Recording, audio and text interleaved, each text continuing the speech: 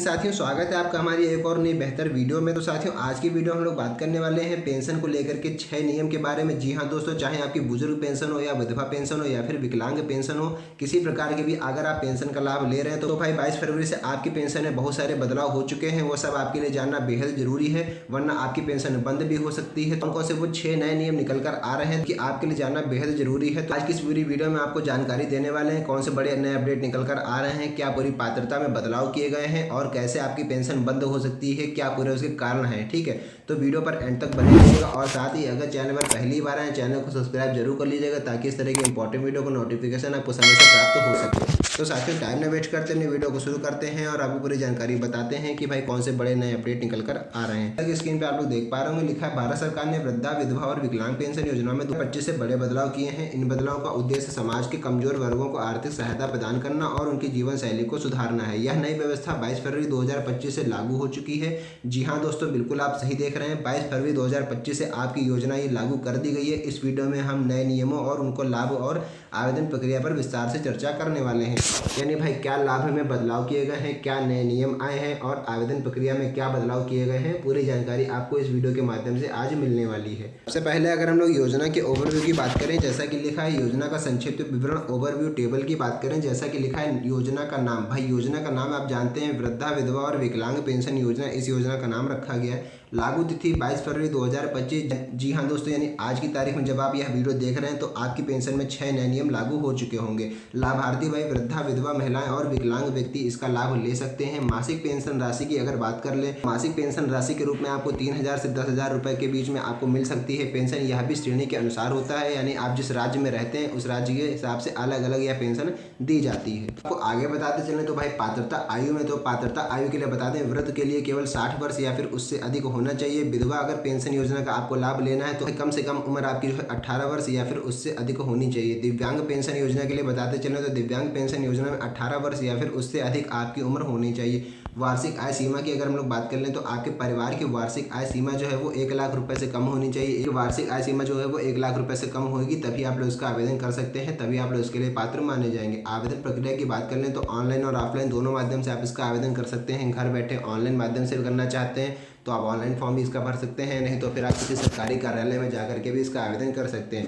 वित्तीय स्रोत की अगर बात कर लें तो वित्तीय स्रोत यानी कि आपको पेंशन कैसे दी जाती है, तो केंद्र और राज्य सरकार का संयुक्त योगदान रहता है, यानी केंद्र सरकार भी आपको पैसे देती है और कुछ पैसा राज्य सरकार के द्वारा मिला करके आपको दिया जाता है पेंशन के रूप में। ठीक है, साथियों सबसे बड़ी बात हम लोग कर लेंगे, जैसा कि मैंने बताया था पेंशन योजना में मुख्य बदलाव हुए हैं, तो कौन से वो बदलाव हुए हैं। सबसे पहले आपको बता दें कि पेंशन राशि में वृद्धि की गई है, यानी विधवा महिलाओं के लिए मासिक पेंशन राशि 3,000 रुपये से बढ़ा करके 6,000 रुपये कर दी गई है। जी हाँ, बिल्कुल आप सही सुन रहे हैं। यदि आप विधवा पेंशन योजना का लाभ ले रहे हैं तो भाई अब आपको पेंशन जो है वो 3,000 से बढ़ा करके 6,000 रुपये दी जाएगी। अगली बात लिखिए गंभीर रूप से दिव्यांग व्यक्तियों के लिए, तो भाई गंभीर रूप से अगर आप दिव्यांग व्यक्ति हैं तो आपको 10,000 रुपये प्रति माह तक बढ़ाई गई है पेंशन। आपकी 10,000 रुपये प्रति माह में सब कुछ आपका रहेगा, जैसे आपको ट्राईसाइकिल वगैरह दी जाती है, बैसाखी वगैरह दी जाती है, तो वह सब कुछ इसमें शामिल है। ठीक है, वृद्धावस्था पेंशन में भी वृद्धि की गई है जिसमें बुजुर्गों को राहत मिलेगी। आपकी अगर आप लोग वृद्धावस्था पेंशन का लाभ ले रहे हैं तब भी उसमें भी कुछ ना कुछ बढ़ोतरी की गई है, उसमें भी कुछ वृद्धि की गई है, जिससे भाई बुजुर्गों को राहत मिलने वाली है। अब कितनी बढ़ोतरी की गई है वो अभी हम आपको आगे वीडियो में बताने वाले हैं, इसलिए मैं आपसे कह रहा हूँ कि वीडियो पर एंड तक बने रहिएगा, पूरी जानकारी आपको A to Z इस वीडियो के माध्यम से आज मिल जाएगी। ठीक है, दूसरा भाई जो नया नियम निकल कर आया है सीधा लाभ हस्तांतरण, यानी डायरेक्ट बेनिफिट ट्रांसफर, DBT के माध्यम से आपके बैंक अकाउंट में पैसा भेजा जाएगा। सभी लाभार्थियों को पेंशन की राशि उनके सीधे बैंक खाते में भेजी जाएगी। इससे भ्रष्टाचार कम होगा और पारदर्शिता भी सुनिश्चित की जाएगी। इससे भ्रष्टाचार यहाँ पर कम क्यों कहा जा रहा है, जैसा कि भाई बहुत से बिचौलिए लोग आपके नाम से फर्जीवाड़ा करके पेंशन योजना का फॉर्म भर के आपके नाम से पेंशन उठा लेते हैं और आपको पता भी नहीं चल पाता है। तो इस प्रकार से भ्रष्टाचार ना हो पाए और उसकी पारदर्शिता बनी रहे, इसलिए इस योजना में सीधा लाभ हस्तांतरण यानी DBT अकाउंट को एक्टिव किया जा रहा है। ठीक है, अब आपको आगे बता दें तीसरा नया नियम क्या निकल कर आ रहा है, तो भाई पात्रता मानदंड में संशोधन भी किया गया है, यानी अब केवल वही लोग पात्र माने जाएंगे जिनकी वार्षिक पारिवारिक आय जो है वो 1 लाख रुपए या फिर उससे कम है। यानी जो नया अपडेट निकल कर आ रहा है उसके मुताबिक आपको बता दें, अगर आपके परिवार की जो वार्षिक आय है वो 1 लाख रुपए है या फिर उससे कम है तभी आप लोग इसका आवेदन कर सकते हैं। दिव्यांगता की जो न्यूनतम सीमा अब 40% कर दी गई है। पहले भाई यह 60% थी, लेकिन अब इसको घटा करके 40% कर दी गई है, यानी अब आपकी जो दिव्यांगता है वो 40% होनी चाहिए, तब लोग आवेदन कर सकते हैं दिव्यांग पेंशन योजना के लिए। ठीक है, बता दें चौथा नियम है क्या निकल कर आ रहा है, आवेदन प्रक्रिया में सुधार भी किया गया है, यानी ऑनलाइन आवेदन प्रक्रिया को और सरल बना दिया गया है, यानी आप लोग घर बैठे आराम से ऑनलाइन माध्यम से भी इसका आवेदन कर सकते हैं। लाभार्थी अपने नज़दीकी पंचायत या नगर निगम कार्यालय में जाकर के भी आवेदन कर सकते हैं। ऑनलाइन ऑफलाइन जैसे भी आप आवेदन करना चाहते हैं, ठीक है, दोनों प्रक्रियाओं को बहुत ही सरल बना दिया गया है। तो आगे बता दें, डिजिटल भुगतान का अनिवार्यता कर दी गई है, यानी सभी पेंशन भोगियों के लिए डिजिटल भुगतान प्रणाली को अनिवार्य कर दिया गया। इससे समय समय पर भुगतान सुनिश्चित हो पाएगा और साथ ही नगद लेन देन की जरूरत भी खत्म हो जाएगी।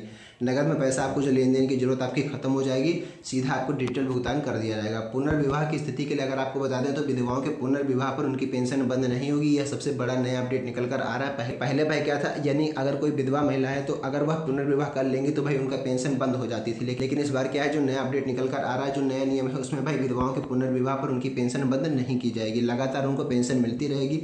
यह कदम महिलाओं को एक नई शुरुआत करने में मदद करेगा। ठीक है, साथ ही हम लोग बात कर लेते हैं आवेदन प्रक्रिया को लेकर के, कैसे आप लोग इसका आवेदन करेंगे, क्या क्या आपको दस्तावेज चाहिए होंगे। दस्तावेज अभी हम आपको आगे बताने वाले हैं। ठीक है, सबसे पहले आवेदन की बात कर लें तो अगर आपको ऑनलाइन आवेदन करना है तो आधिकारिक पोर्टल पर सबसे पहले आपको जाना है। आवश्यक दस्तावेज आपको अपने अपलोड कर देने हैं। आवश्यक दस्तावेज में भाई क्या क्या चाहिए होगा, आपको आधार कार्ड, बैंक खाता विवरण, आय प्रमाण पत्र और साथ में विकलांगता प्रमाण पत्र यदि आप पर लागू हो रहा है तो, यदि आप पर लागू होता है तो ध्यान रखिएगा इस चीज का, विकलांगता प्रमाण पत्र केवल दिव्यांग व्यक्तियों को चाहिए होगा। फॉर्म भरने के बाद आपको सबमिट कर देना है और रसीद आपको अपनी प्राप्त कर लेनी है। ठीक है, ऑनलाइन माध्यम के लिए पूरा प्रोसेस मैंने आपको बता दिया। अब बात कर लेते हैं ऑफलाइन आवेदन को लेकर के। तो नजदीकी पंचायत या नगर निगम कार्यालय में आपको जाना है, आवेदन फॉर्म आपको प्राप्त करना है और उसे भर करके आवश्यक दस्तावेज आपको संलग्न कर देने हैं। ठीक है, जमा करने के बाद आपको एक रसीद दी जाएगी, उसको संभाल कर रखना है क्योंकि उसी नंबर से ही आप अपना स्टेटस चेक कर सकते हैं पेंशन योजना का। ठीक है, अब बात कर लें साथियों आवश्यक दस्तावेज यानी कौन कौन से आपको दस्तावेज चाहिए होंगे। तो क्या आप लोग देख पा रहे होंगे, यहाँ पर मैंने एक बॉक्स बनाया और इस बॉक्स में जितने भी डॉक्यूमेंट लिखे हैं यह सब आपको चाहिए होंगे।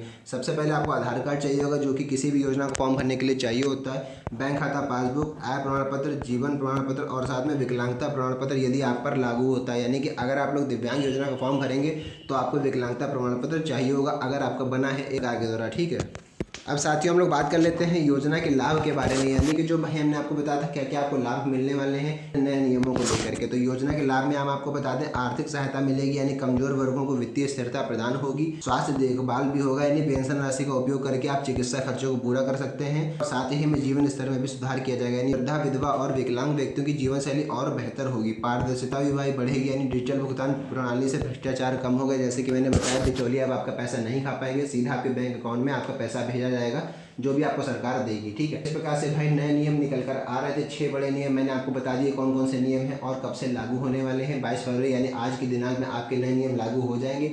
अब अगली जो आपकी पेंशन आएगी उस पर यह नए नियम लागू हो चुके होंगे। ठीक है, तो साथियों अगर वीडियो अच्छी लगी हो तो वीडियो को लाइक कीजिएगा और अपने जानने वाले साथियों में भी शेयर कीजिएगा ताकि वे लोग भी इन 6 नए नियमों के बारे में जान सकें कि भाई क्या नए नियम निकल कर आ रहे हैं, क्या बड़ी अपडेट निकल कर आ रही है। ठीक है, तो बस आज के इस वीडियो में इतना ही, मिलते हैं नई वीडियो में नेक्स्ट टॉपिक के साथ। तब तक के लिए जय हिंद।